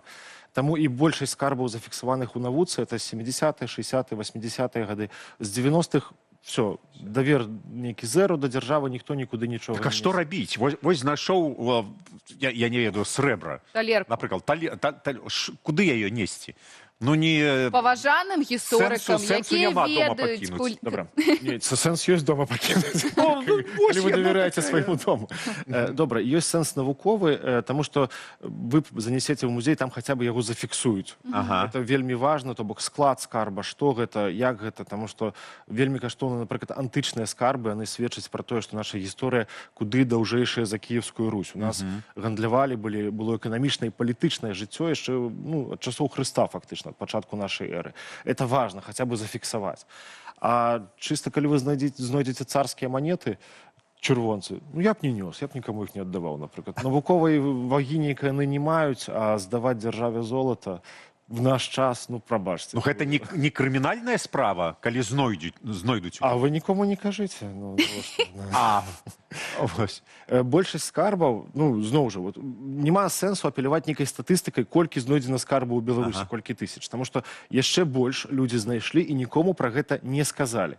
Альбо тыя, каму яны сказалі, таксама далей не сказалі і не разнеслі эту інфармацыю, і людзі пакінулі гэта сабе, і яно неяк разышлося. То бок две парады. Ці ціха робіце пад сваю адказнасць, калі робіце, нікому не кажаце, але лепш не рабіць. А не, я ўжо забыла. Грош любіць цішыню. Так. Усё пад сваю адказнасць. Гэта легенда такая сівая, скарб Наполеона, карета, золата, березіна. Ведаеце, ёсць такая ж легенда, калісьці на старой управе БНФ у Менску быў сейф, ад якога ні ў кого не было ключоў, і была легенда, што там золата пазняка. Он з'ехаў, забраў з сабой ключ, і калісьці вернецца, яго адкрые. Сейф быў цяжкі, падняць яго было цяжка, адкрыць немагчыма, і таму вось легенда. З кареткай Наполеона, я думаю, такая ж самая гісторыя. Людзям хочацца верыць, што вось нейкія небажыцелі, Наполеон, Кацярына, они штосьці дзесьці схавалі, заклалі, і ледзьве не ў кожным шляхецкім маёнтку была легенда, што Наполеон тут спыняўся, а пра кожнае возера была легенда, што вось тут ён затапіў. Вот дакладна, не там за 3 версты, а вот тут менавіта. Ну, таму гэта хутчэй казачкі, навошта Наполеону штосьці тут пакідаць. Ну, добра, гэта легенда. Я сур'ёзна да гэтага не ставіўся. А сапраўдныя скарбы ёсць, о которых ведаюць, што яны існуюць, але не ведаюць дакладна дзе? Ёсць легенда пра гэтых залатых апосталаў радзівілаў. Але, зноў жа, гэта хутчэй побытавыя размовы людзей, которым хочацца верыць, што ну, вось памёр чалавек, у кого былі грошы. І ці ён тут быў і сышоў, ну ён жа меўся нешта пакінуць. Ну як так? То бок у людзей не ўкладалася ў галаве, што тыя ж радзівілы, напрыклад, мелі маёмасць у Берліне, у Варшаве. Яны маглі ўкладацца там, у банкі. То бок там, дзе была стабільная бізнес-серадовішча, яны маглі інвеставаць. То бок наяўнасць они не трымалі. Але ну цікава шукаць. Што такое залатыя анёлы? Апосталы. Ну, маўляў, што нехта з радзівілаў адліў золата гэтых апосталаў, і яны былі ў нясвіжы, і дзесьці там схаваны, і, здаецца, Бэтэнава знімала пра гэта фільм. Ай, прыгожа легенда. Давайте, як гэта, адукацыя моя не вельмі шырокая, давайте крыж Ефрасіні Полацкай. Скарб ці нешта, што не знайшлі, яно дзесьці схавана. Это каштоўнасць, это наш такі умоўны святы грааль беларускі, але ну, Тарасаў, здаецца, яго шукаў іншыя даследчыкі. Большасць слядоў ведуць у Расію, таму што, здаецца, з таго, што я ведаю, апошні яго след, это быў 41 год, падчас эвакуацыі, перад наступам немцаў. Ён лежаў кагосьці в сейфе, і это все просто вывезлі. Таму што 41 год, паніка, бегства, і савецкая ўлада вывозіла дакументы, архівы, каштоўнасці, сябе і сваёй сем'і, а не вывозіла, не эвакуявала людзей, і проста крыж это трапіў проста як матэрыяльная каштоўнасць, як нешта зробленае з золата, і ну, туды кудысьці в Расію. А што можа быць у зямлі яшчэ такога вельмі каштоўнага? Мабыць, пра штосьці ёсць не міфы і легенды, а мабыць, ёсць вось нейкія гістарычныя нататкі, што дакладна дзесьці Радзівіл напісаў дзесьці там, што вось такога-то ліпеня я зарыў... Натхненне нейкае, каб людзі пачалі рыць ужо з душой. Зараз травеньскія выходныя, трэба рыць з нейкай мэтаю. Так, чорныя капальнікі Беларусі, я думаю, таксама скарыстаюцца і выйдуць на сезон. Слухайце, большасць скарбаў і з таго, што рэальна знайсці, это все ж таки побытавыя рэчы. Калі вы бачыце на старой мапе, што стаяла карчма, то стаяў нейкі двор, просто варта паходзіць пашукаць. Таму што раней не было ж металлошукальнікаў, а в эпоху металлошукальнікаў все стало прасцей. Чалавек нешта каштоўнае хаваў, як правіла, не вельмі далёка, ён не ішоў далёка, ён захоўваў сябе на падворку. Як у меня прабабуля падчас вайны, она закапала нейкія каштоўнасці просто у двары свайго дома, дзе яна жыла там у Бабруйску падчас нямецкай акупацыі. Нет, яна это пасля адкапала. Добра, яшчэ канспіралогіі. Кажуць, я чуў дзесьці, што вось у пошуках, у працэсе пошука скарбаў удзельнічае КДБ у Беларусі. Ці гэта так, ці як гэта адбываецца? Насамрэч, КДБшнікі сочаць за тым, каб хтосьці нешта там не зрабіў, не таго, не тое. Я думаю, што у КГБ ёсць больш сур'ёзныя справы і крыніцы ўзбагачэння, чым пошук скарбаў. Ну, мне здаецца, это рамантызаваная версія, як у фільмах пра Індыяну Джонса. Хто шукае каштоўнасці? Ну, нацысты, само сабой. То есть маюць быць нейкія дрэнныя хлопцы, якія шукаюць нейкія каштоўныя рэчы. А з таго, што я ведаю, в КДБ шмат людзей цікавяцца гісторыяй і шмат людзей калекцыянуюць. Манеты, узнагароды, прадметы халоднай зброі, прынамсі раней так было, можа быць, это старое пакаленне КДБшнікаў, яны цікавіліся сапраўды такімі антыкварнымі рэчамі. І часам, з таго, што я чуў, ну, зноў жа, это легенда цне, былі выпадкі злоўжывання, напрыклад, ну, это уже не КДБ, это міліцыя.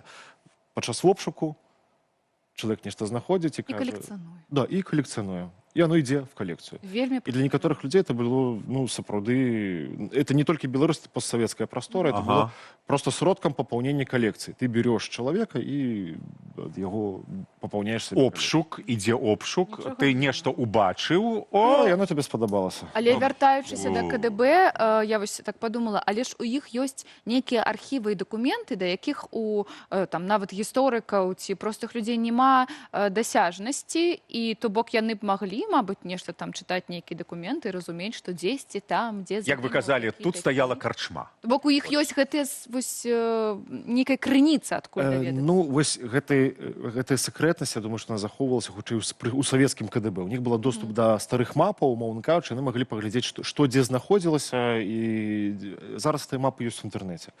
Этой мапы яшчэ, даруйце, у нулевыя гады можна было купіць на дыску. Дыск, а на ім запісаная пэўная колькасць мапаў па рэгіёнаў вельмі дакладных, і ты можаш паглядзець, дзе стаяў млын, дзе стаяла карчма, і пайсці з металлошукальнікам і нешта знайсці. Таму зараз, ну, такой вот сакрэтнасці, каб КДБ нешта шукала, я не бачу сэнса. То бок это не тая справа, этим займаюцца зараз тыя людзі, у каго ёсць час, машына і сам прибор для пошука. А ліцэнзія для гэтага некая... Ну, я магу выйсці адна на вуліцу і з металлошукальнікам? В Беларусі парадаксальнае заканадаўства, оно фактычна, ну, юрыдычна забаронена, а фактычна ні один вучастковы не будзе вамі займацца, калі у вас убачыць у полі з металлошукальнікам, таму што ему больш паперак это афармляць, а ты ему будзеш загаварваць зубы, што ты згубіў тут ключы, і это все зацягнецца на 2 дні, гэтыя разговоры, і никому это... Гэта ў полі, а калі каля Валадарскага хадзіць з металлошукальнікам? Каля Валадарскага, я думаю, до вас падыдзе наряд і праверыць телефон. А я так разумею, што у Беларусі у такіх месцах, як, напрыклад, там Нясвіжскі замак, Пуслоўскі, Косаўскі, усё гэта, там уже перакапана, абкапана ўсё, і знайсці там ужо нічога немагчыма. Вы зразумееце, на тэрыторыі Нясвіжа, які сэнс радзівілам ці камусьці там нешта закопваць? То бок няма сэнсу. Мабыць, не радзівіл. Мабыць, хтосьці са двара радзівіла там. Ну, яно перекопано таксама. Тому куды больш шансаў дзесьці на перыферыі нешта знайсці там, дзе яшчэ не копана, альбо просто праверыць вясковую хату, дзе жылі вашы бабулі, прабабулі. Раптам там на паддашку, в сухім месцы, ёсць тайнічок, і там ляжыць які-небудзь корцік, дакументы. Так. І, магчыма, гэтыя рэчы будуць куды больш каштоўнымі, чым скарбы радзівілу, таму што это будуць сямейныя рэліквіі, у рэшце-рэшт. А людзі сапраўды вельмі часта на паддашах альбо на тэрыторыі свайго двара закопвалі не абавязкова грошы, а тыя рэчы, праз якія яны маглі мець праблемы.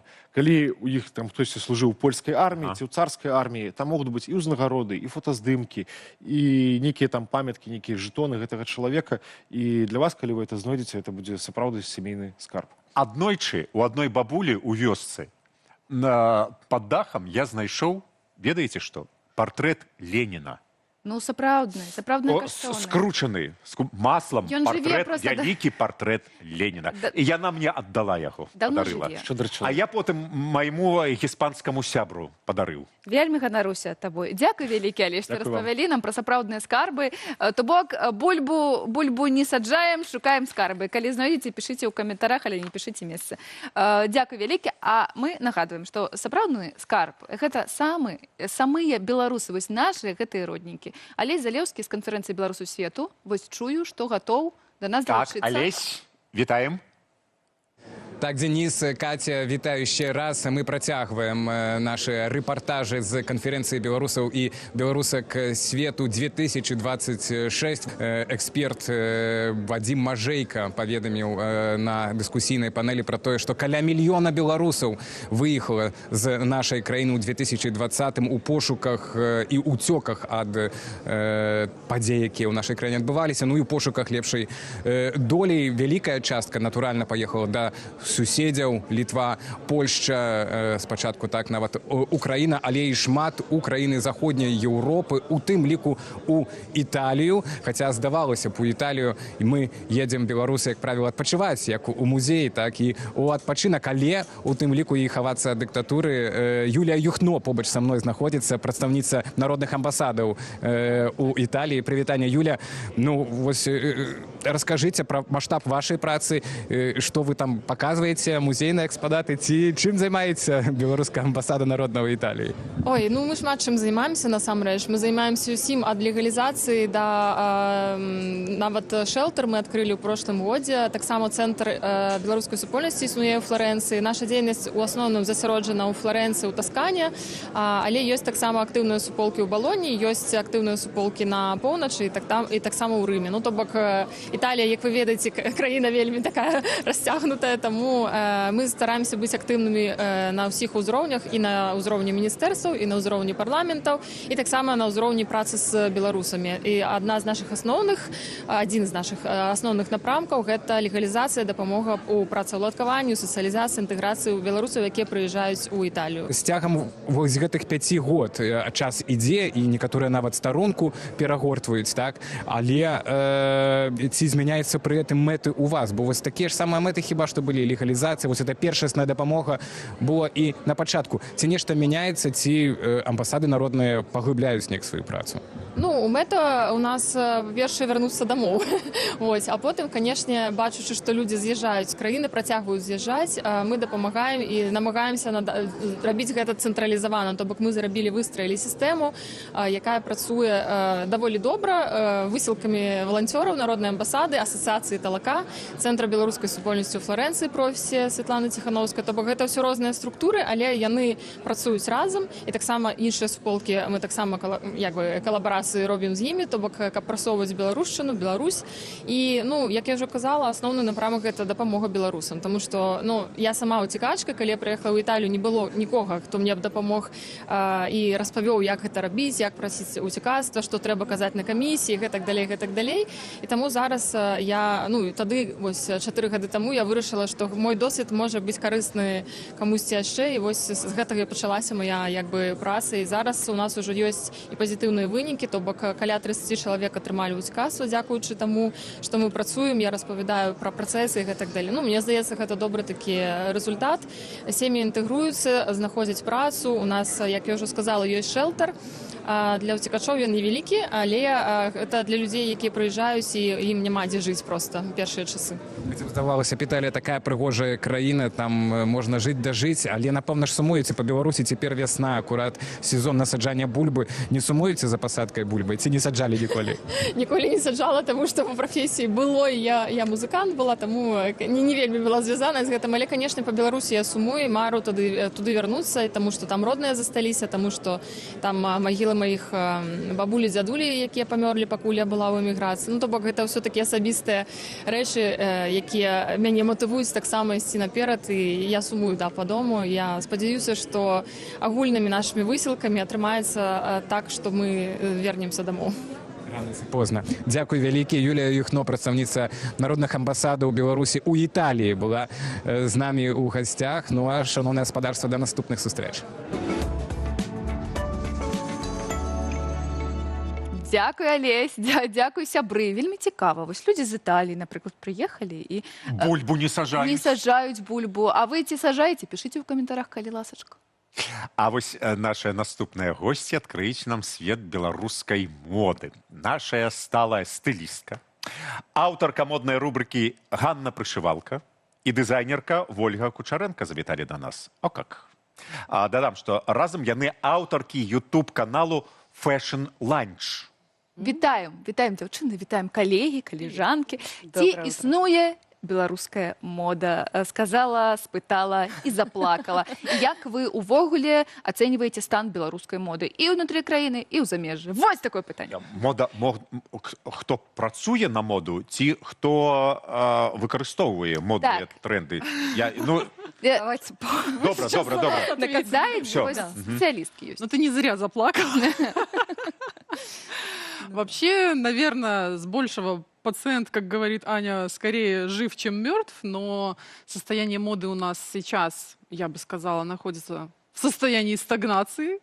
Продолжительный такой. Ну да, затянувшийся такой. Но тут я бы скорее разделяла моду, которая является как культурным, наверное, явлением страны, либо моду, которая продается и является едой, бизнесом, пищей, да, бизнесом для белорусских модников. Наверное, то, что продается, и то, что мы готовы надеть, поехать на шашлычки и быть стильными в этом мероприятии, достаточно неплохо развивается, потому что я вижу, я слежу за белорусской модой в стране, и я вижу, что открываются магазины, какие-то там корнеры, достаточно большие площадки, где представлено достаточно большое количество брендов белорусских, и вполне неплохо.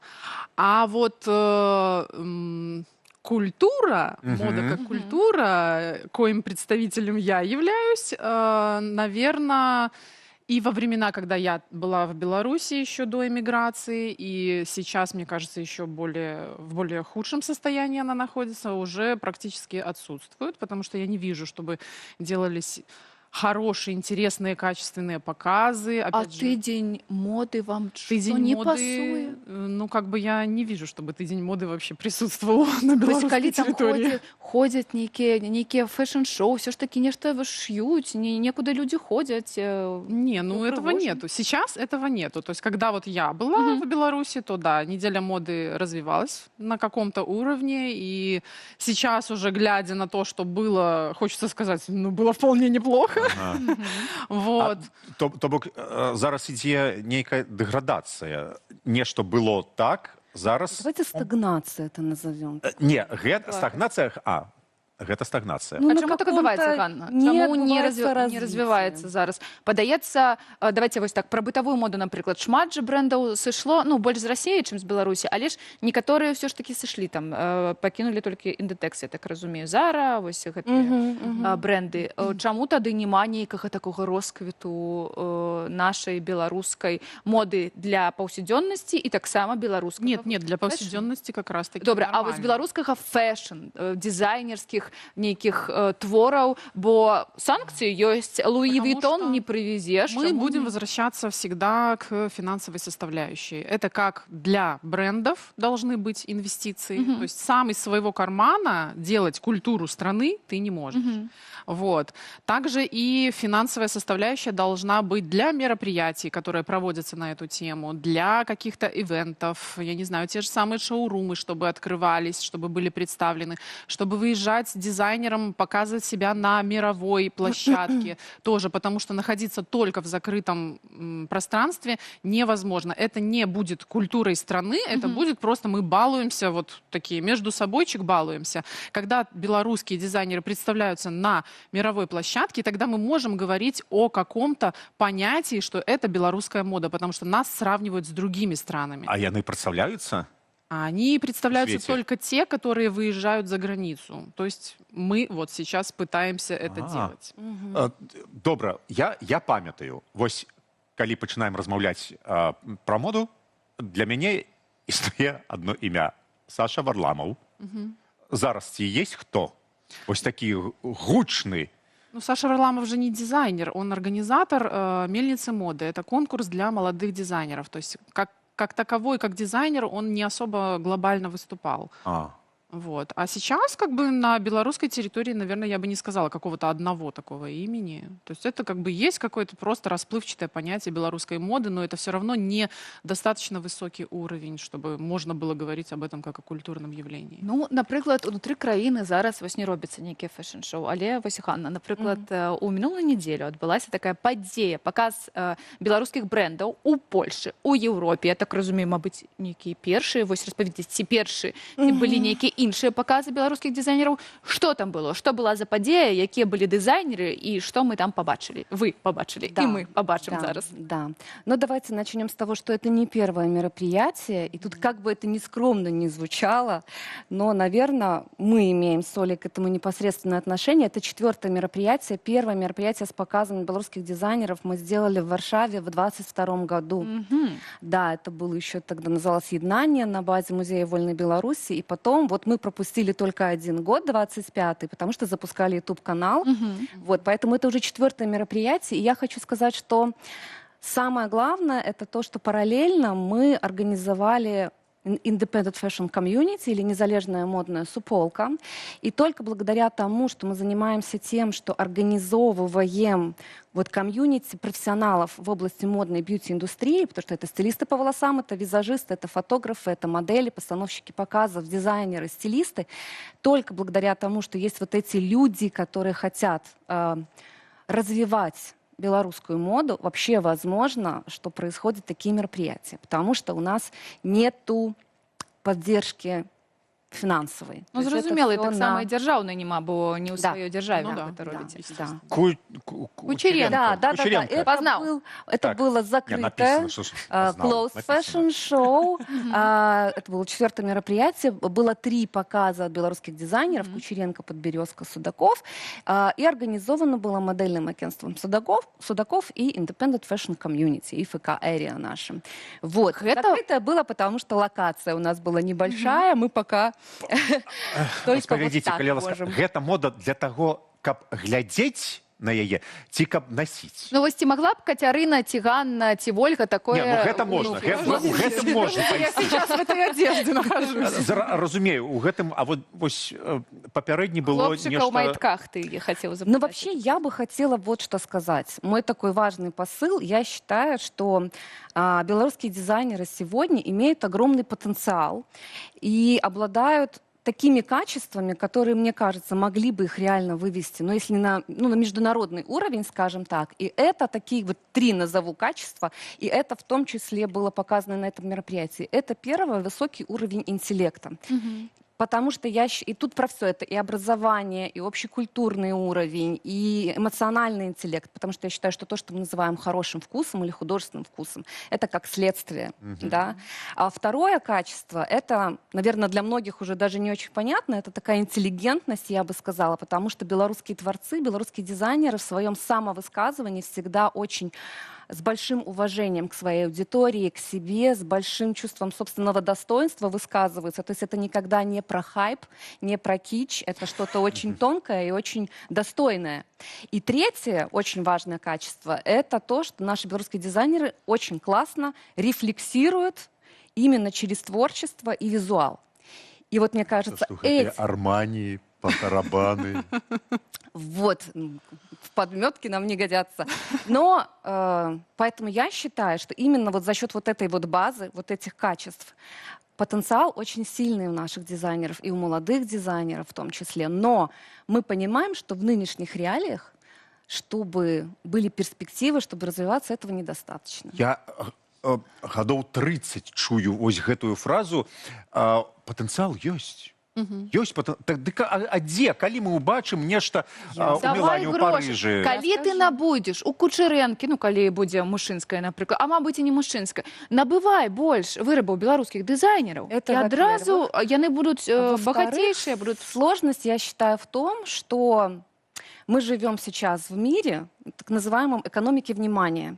И чтобы что-то происходило, чтобы были какие-то ресурсы, Твоя задача сумасшедший быть не просто талантливым или классным или еще каким-то. Ты должен мало того, что этот фокус внимания общественный, огромный, привлечь, то при нынешних темпах, особенно в модной индустрии, ты его должен удержать хоть на сколько-нибудь. То есть это очень важно, сложная каким задача. образом еще И удержать. вот здесь начинается продвижение, лояльная целевая аудитория, медиаповоды и так далее и тому подобное. И это огромный пласт. И вот тут.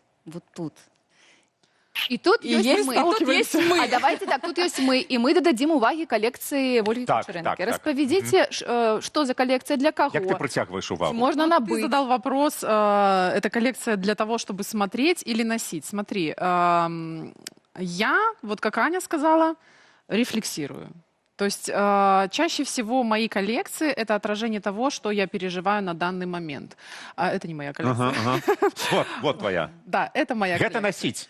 Это можно и носить, и можно смотреть. То есть смотреть на это не скучно. Почему? Потому что я в коллекциях обычно закладываю какой-то смысл. Закладываю его, потому что он рождается во мне, я этим живу. Данная коллекция говорит о том, что данный период в моей жизни я столкнулась с такой ситуацией, что я вынуждена решать как мать, как женщина все проблемы, задачи своей жизни, так и как мужчина. Вот. И я задумалась над тем, что вообще я не единственная такая, а вообще существует достаточно большое такое количество женщин в этом мире, которые являются одновременно и женщинами, и мужчинами, которые несут на себе достаточно большое бремя, и финансовое, и моральное, и в отношении воспитания детей. И здесь, конечно, не видно. Я думаю, что Раница и Белсат не позволяют увидеть всю роскошь моей коллекции, но здесь достаточно активно присутствует как женская часть, составляющая вообще женского гардероба. То есть мы видим здесь и чулки, и нижнее белье женское, но при этом, при всем, здесь присутствуют и характеристики мужского гардероба в нижнем белье относительном. Чорного кольору.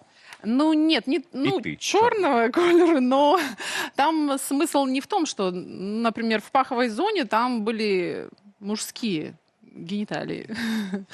Вот. То есть я хотела сказать тем, что хотел сказать автор? Женщина нуждается в наличии и того самого тоже. То бок гэта філасофія. Это философия. Гэта творчасць, і гэта таксама выказванне. Дзякуй вялікі, не вельмі шмат часу, але хочацца сказаць, галоўнае падтрымліваць вось і увагай, і грашыма. Вось набывайце, калі ласка.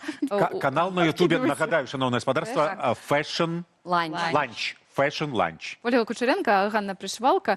Зычым вам поспехаў. Прыходзьце да нас яшчэ з рознымі падзеямі. Мы цяпер ведаем, што трэба падтрымліваць вось і увагу таксама. Стаўце падабайкі, калі ласка. А зараз мы працягваем глядзець, што там з беларускім музыкам Джаггерам, з яго медведзямі і як ён жыве сваё лепшае жыццё. Бельгіі.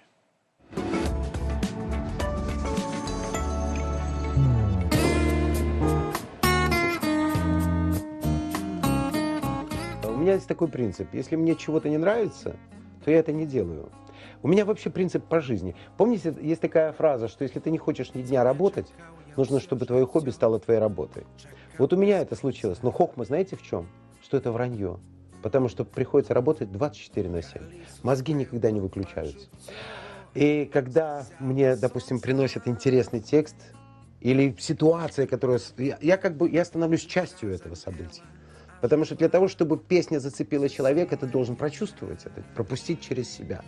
Если это через меня не пролазит, я за это не берусь. Но если это мне близко, и я понимаю, у меня есть какое-то отношение к этому, то я за это берусь. И, конечно же, помогает небеса. Знаете, я вам скажу, что музыканты это мистическая профессия.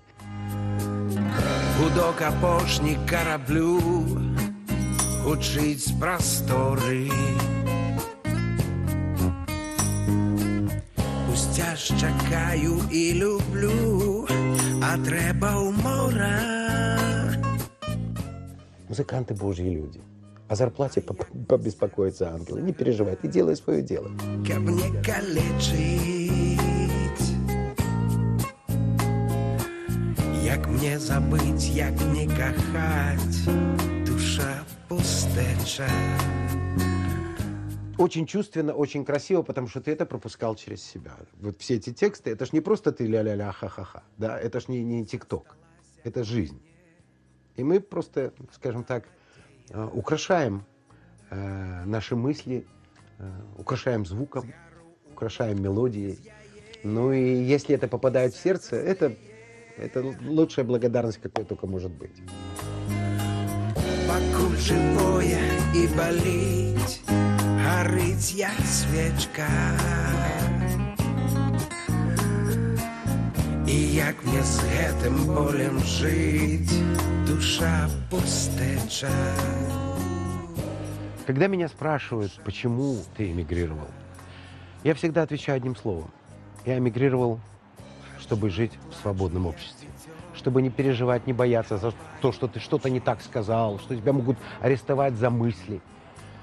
Люди этого, наверное, мало кто понимает, но это самая важная часть жизни – свобода.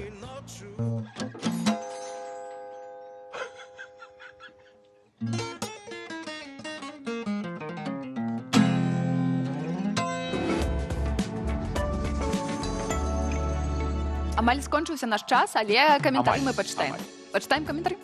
Почитаем, але я спочатку хотела сказать, вы тут размаўлялі про фэшн, про моду, про вось там про беларусаў, а вы бачили недавно Шанел выпустили новые сандали, там где одна только Без пятка. сандалів. Так. Сандалі без сандалів. Покажи у камеру. А. Сандалі без сандалів. Давай, я покажу. О, вось тут. Во. Ось так гэта выглядае. У сеціве можете знайсці у Ютубе, у інтэрнэце. Гэта Шанель. Шановное спадарства, гэта Шанель. Некалькі каментароў і ідзем на шашлыкі. Так, вось вы тут абмяркоўвалі таксама скарбы, і тата пісала нам у каментарах, што учора паглядзела фільм пра Менск, і пад горадам нават 3 слаі старога горада існуе. Калі пасля вайны войн адбудоўвалі, старыя дамы проста закапалі, нават і рака Неміга пад зямлёю засталася. Бок капайце, спадарства, капайце. Пад Менскам. Я, дарэчы, 3 гады назад рабіла відэа пра... Таксама я лічу наш скарб беларускі пра касцёл святой Веранікі. Вось, які развальваўся на той момант, і я прачытала пра яго акурат тады, калі святкавалі дзень адзінства з Расіяй. Вось, і на гэта выдалі 1 мільён беларускіх рублёў, а на рэстаўрацыю Давай яшчэ некалькі каментароў. Трэба ісці ўжо. Ну і што? І на травенскія святы людзі збіраюцца на шашлыкі.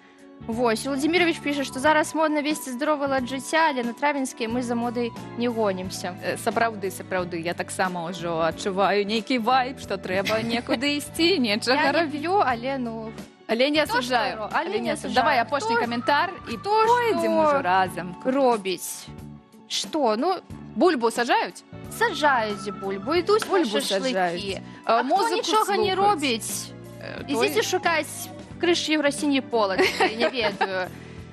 Святкуйте, адпачывайце. Я вспомнил, что я хотел сказать напрыканцы. Галоўны скарб Беларусі – гэта наши дзяўчыны. О, які! Дякую вялікі, до сустрэчы заўтра. Вы ўжо адчуваеце, трэба ісці на пікнічок. Не тримала ніч, нічого не значить. Залишитись разом і втекти від людей, чи згорати кожен раз. Залишитись одній між твоїх спокус і моїх німих образ. Захоплені в почуттях тримали світ у руках. Залишу з тобою на семи вітрах. На семи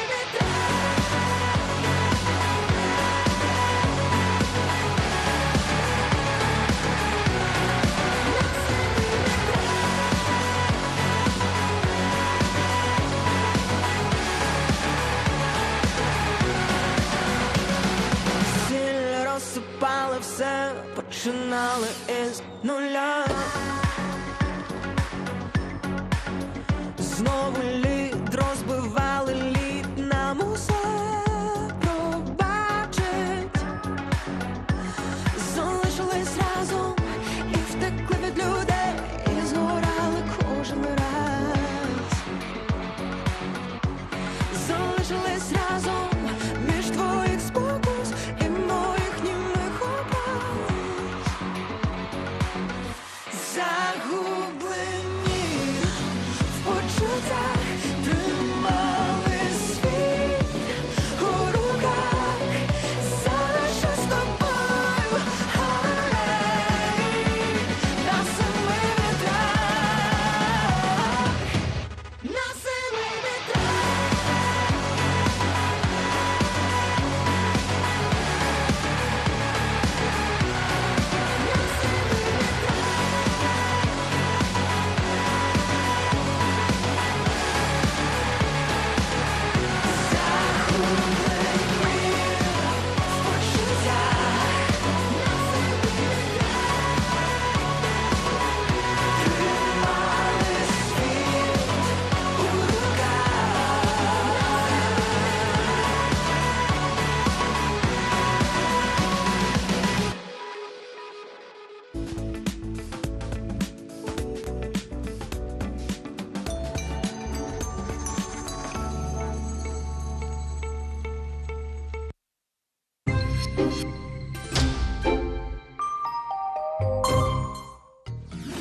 Сёння на Белсаце.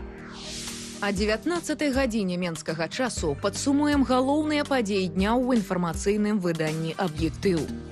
О 19:25 документальная стужка «Свацця Даіш». Фільм пра Тубу Гандал, жанчыну, якая вербавала жанчын для тэрарыстаў Даіш. І о 21-й гадзіне мастацкая стужка